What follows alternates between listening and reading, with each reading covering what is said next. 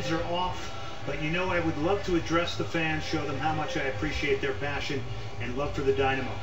I'm very grateful, and when I'm finished enjoying my family due to our hectic schedule this year, I will come on the show and express to everyone my deepest gratitude for all of your support while in H-Town. Nothing but great memories I had to take with me. That's from Dwayne De Rosario. He also goes on to say sorry for the delayed response. So there you go. So Dwayne De Rosario weighing in with that email. Let's go now to the head coach of the Houston Dynamo, Dominic Kinnear. Dominic, welcome in.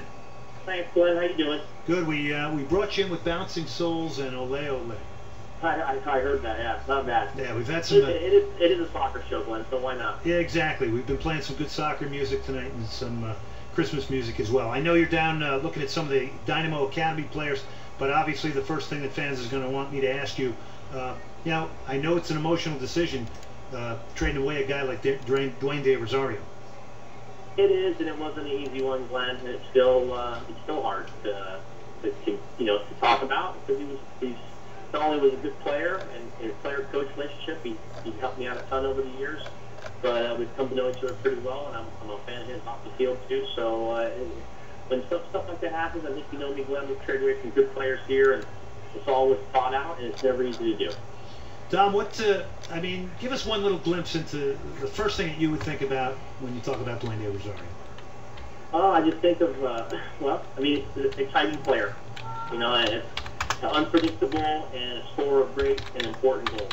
So I think that's pretty much what a lot of people know about him. And if anybody thinks that way, I definitely second and third it and fourth it.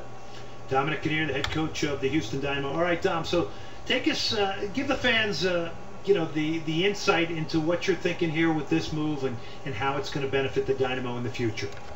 Well, I mean, we're in the face of it. You know, it's a bit of a blow. I'm not going to lie to you and say, you know, it's a wonderful move for us on the field. You know, it does free up some salary cap. We got some allocation money. We got a central defender who brings pace and aggression to the team as well. I think it puts more pressure on the younger players who played well this year, but now they have to do it on a more regular basis. So, but you know, I know there's been some we're talking to some players, also looking at some videos, so we're not sitting still, and we continue to try and improve this team. So right away, I mean, it just gives some flexibility. And also on top of that, I think there's an opportunity for younger guys to step in and play very well. Dominic, I caught some of Julius James. I know he only played 13 times this year, but I saw him in Kansas City with a pretty depleted Toronto, a team that at the time I think was emotionally spent, but I was pretty impressed as he stood out on that day as their best player and also somebody that was connected sort of emotionally in that game. Yeah, you know what, Glenn? We like our center backs to play nice and tight, we attacking balls in the air. So I think and we like our center backs also to be dangerous on set pieces. He scored his only goal this year was off a set piece against Los Angeles. I think he adds a little bit of fight and a good amount of pace. So it was an ongoing conversation with Toronto about it wasn't just going to be one thing, so there had to be something else involved there. And Julius' name came up. I saw him play in the Caribbean Cup actually down in Jamaica last week, and he impressed me then again. So it's a good addition for our team. Dominic, when does the team go back to training, and what's been going on in your world other than scouting and looking for players? That's my world right now, Glenn. That's all it is, And I spend more time in the office now than I usually do, but that comes with being able to try and get away and work the phone lines in an official environment. Training, the guys will come back late January. We'll start up again in probably the first day of February.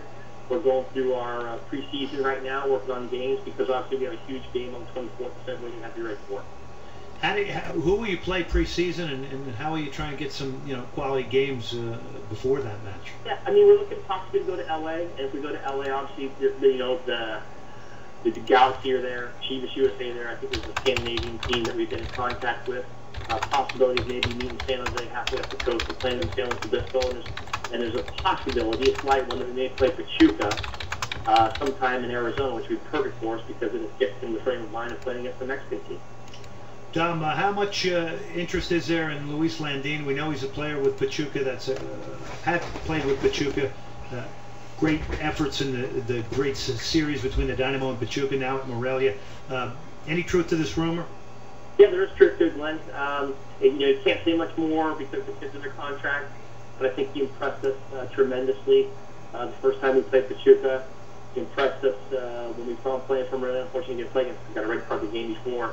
So there's some interest on both sides, and I think hopefully we'll find out more next couple of days. But I think it just shows you the seriousness we have of trying to bring players in to improve our team. So we'll see how it goes. Can't promise anything, but yes, there is interest and there's talks going on.